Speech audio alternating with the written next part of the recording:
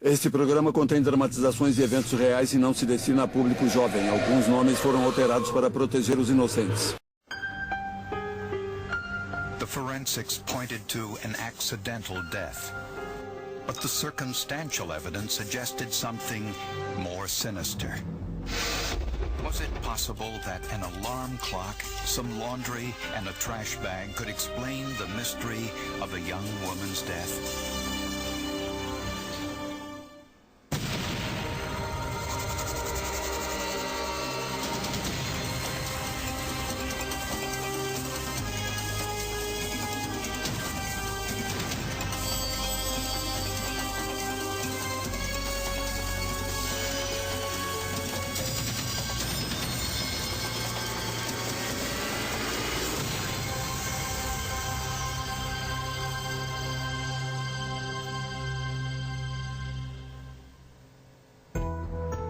The United States Air Force has the most technologically advanced fighter jets in the world.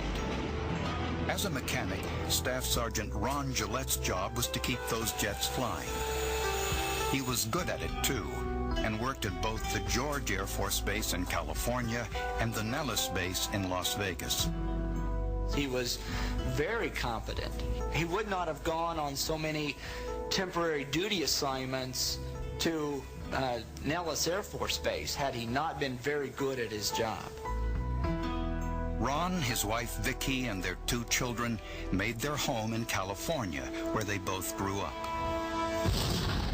On August 28, 1984, Ron returned home after running some errands. At first glance, it looked like his wife was sleeping in bed with their 3-year-old son. But when he looked closer, he noticed she was unconscious. A plastic laundry bag was close to her face. He said that she passed out, if you will, and lay on the bed, and the bag fell on her face, and then when he got there, her face was covered with the bag, and she suffocated. When paramedics arrived, they pronounced Vicki dead at the scene. She was 26 years old. She was lying on her side, and there was blood coming from her mouth and her nose, which indicated to us possibly a drug overdose. Ron was there, very distraught, crying uncontrollably, very upset. Ron told investigators that Vicki had some problems sleeping, so the night before, at her request, he put 4 sleeping pills into her mixed drink. It appeared that Vicki lost consciousness while doing the laundry and rolled over onto the plastic laundry bag. On the kitchen counter, investigators found a used glass and an empty container of an over-the-counter sleep medication in the trash. We then sent the drinks off that were found in the house to the laboratory so that they could do testing on it using a gas chromatograph mass spectrometer to try to identify the presence of drugs in the drinks. And the only drug that was found was the over-the-counter sleep medication. The autopsy didn't reveal much. It was a typical problematic case. You've got somebody who's dead, and the autopsy doesn't really show very much, very non-specific things. The medical examiner found some swelling in Vicki's lungs, called pulmonary edema, and a scrape on her upper lip. But there was no evidence of asphyxiation. The cause of Vicki's death was officially ruled as undetermined. I think the original autopsy listed cause of death unknown, with the kind of a question mark, liver disease or liver failure as a potential contributing factor. Ron's co-workers corroborated his alibi that he was working on the morning of his wife's death, and investigators were about to chalk this up to an unfortunate accident. She did not have any drinking or drug problems, and that she was a loving mother to her 2 young children, who I believe were ages 3 and 5 at the time. And there was no evidence there that to be gleaned that would indicate, explain her death. But Ron Gillette, of all people, wouldn't let the investigation die.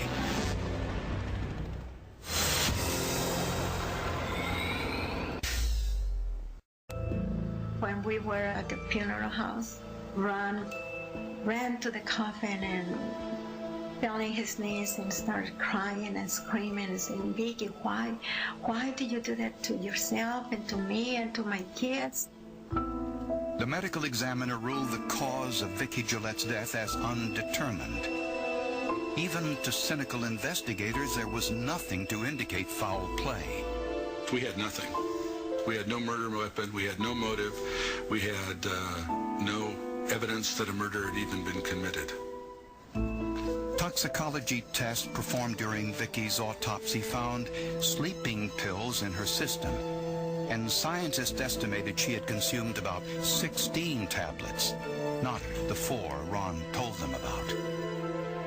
But 16 tablets is a small fraction of a fatal dose, and it was entirely possible that Vicky had taken the pills herself. Investigators did find some suspicious items in the Gillette's apartment. First, there was an alarm clock in the master bedroom set to 3 a.m. And inside the plastic laundry bag found next to Vicky's body were clothes, but not the kind you'd expect. I think there was a shirt in there that was still partially folded. And so I smelled the clothes, and they had the distinct smell of detergent. These weren't old clothes. This wasn't dirty laundry. That created all sorts of eyebrow raising on our part. So now we had what we believed was a staged crime scene. Then a new witness came forward who saw something suspicious on the morning Vicky died. There was a neighbor who saw Ron waiting on the steps for the ambulance to arrive. When the ambulance showed up, then he started crying. That was pretty compelling. And if that weren't enough, just 11 days after Vicky's death, Ron Gillette was spotted at a local rental car agency when he returned from a trip to Las Vegas. She said, you know that guy whose wife died? He rented a car for me not long after she died. He just brought the car back. Attached to the rearview mirror of the car was one of those wedding decorations. And attached to his arm was a very attractive young Hispanic woman. They seemed to be very close, very intimate. Investigators literally couldn't believe it, so they called Ron to check the story. Ron said, yeah, that's my new wife. He said, I just married her. She's a wonderful person. And he said, well, you know, my children, he told me my children really need a mother. They need a mother. They need someone in their lives. I could not believe it. I was waiting for her, for the kids, for my sister. It was really sad. It's something that you can believe it. Ron's new bride, Sue Yan, was a Nicaraguan citizen living in Las Vegas. Ron said he met her a year earlier. He was living 2 separate lives. The life with his wife and children at George Air Force Base, and the life with his new love interest at Nellis Air Force Base. And he was on temporary duty assignment quite regularly. Interesting to note that Suyen told us that she was pregnant with twins, which was another piece of this puzzle.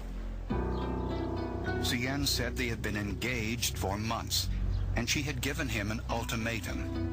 Suyen told Ron that if you don't marry me this time, in September, it's over. Period. I don't want to see you anymore. And Ron really loved her. A very attractive young lady. Investigators discovered that the wedding invitations were mailed before Vicky's death. Suyen told police that she was unaware Ron had been lying to her. She said that she knew nothing of this, and he had told her that Vicky had died of brain cancer 2 years ago in Mexico. We knew Suyen had really nothing to do with this. She was a dupe. Usually you have a cause of death in search of a motive, but now we had a motive. Now we had a motive really in search of a cause of death. We believe that Ron Gillette killed Vicky rather than divorce her because he got so far in debt for the wedding that he needed money to pay off all his debt that he had accrued in buying the wedding ring, the wedding gown, and all the wedding invitations and the honeymoon. He had a life insurance policy on Vicky in the amount of $27,000. That would have paid off all his debt and gave him some money to spare. Investigators now had plenty of circumstantial evidence to suggest homicide, but little, if any, forensic evidence. Could a second look at the Gillette's apartment yield something useful?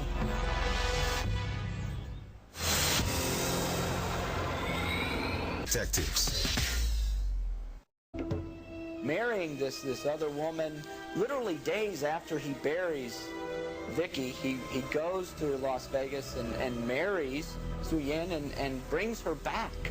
Brings her back after the honeymoon to the same home where Vicky has died literally 2 weeks earlier. And you're right, you could not script that and have it be believable. With behavior like that, investigators re-examined the circumstances surrounding Vicky Gillette's death. Kevin Poorman analyzed the plastic laundry bag found next to Vicky's body. It was actually a trash bag. The forensic side of me began to try to assess what can we do with the bag? What's the potential value of the bag? Is there any forensic processing that needs to be done with the bag? Ron Gillette said he found Vicky in bed with the plastic bag on or close to her face, as if she had accidentally rolled onto it and suffocated. To test this theory, investigators looked for facial oils on the outside of the bag. Poorman placed the bag in an airtight chamber and then introduced heated super glue, which adheres to any skin oils present. But he found none. I can't tell you how disappointed we were when he made that phone call. But when he got off the phone, Poorman realized he had made a crucial mistake. We realized that the bag was inside out. That because it's the way it's manufactured, it's a pleated bag, and there's a heat seal on one end. And when you pull it inside out, it doesn't lay flat anymore. Poorman repeated the superglue fuming test, and this time, he found something. What we saw was a large oval area that at some point, something oval and presumably oily was present. When he examined the bag with special lighting, Poorman saw even more.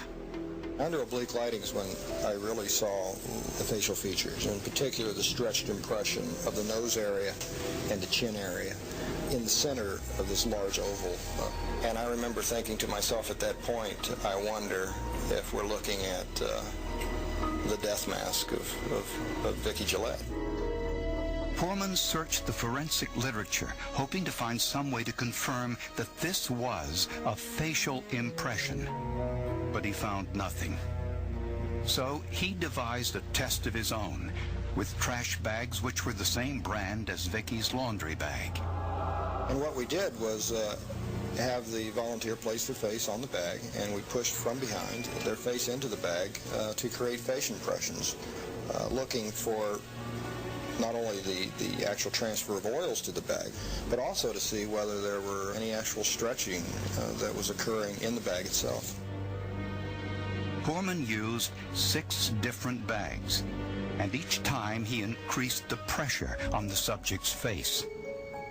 After the 6th test, the volunteer said the pressure was so great she declined to participate further. Poorman looked at all 6 bags, and only one matched the stretch marks found on the laundry bag. It was the last one, the one where the most pressure had been applied. This test proved that the image on the laundry bag was a human face and was created by extreme force, not by accidentally rolling onto it. And we got very excited because now we had the murder weapon. This was huge.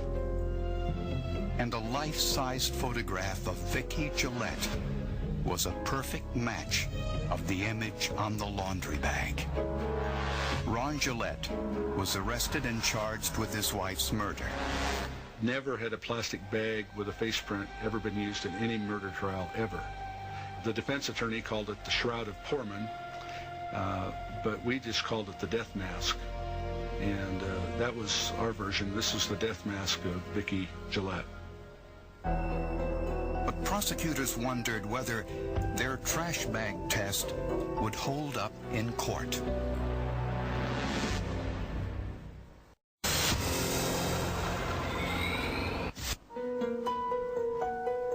Prosecutors believe that Ron Gillette decided weeks, if not months earlier, to kill his wife Vicki in order to marry his Las Vegas fiancée, Sue Yen. Ron's telephone calls to Sue Yen were proof of premeditation.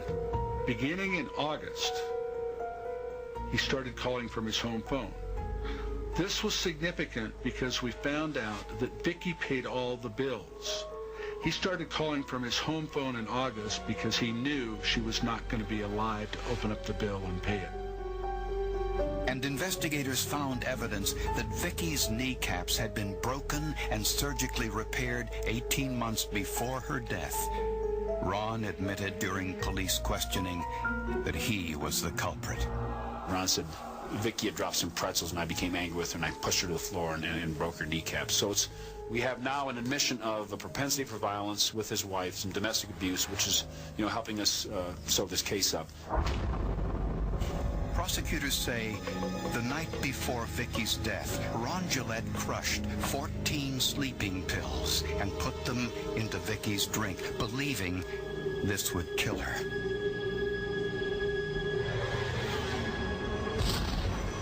Ron set the alarm for 3 a.m.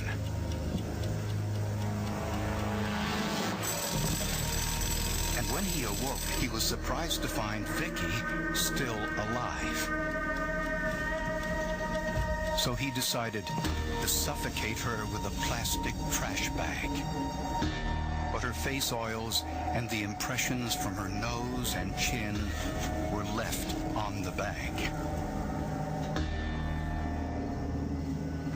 Ron turned the bag inside out, filled it with clean laundry, and placed it on the bed to make her death appear accidental.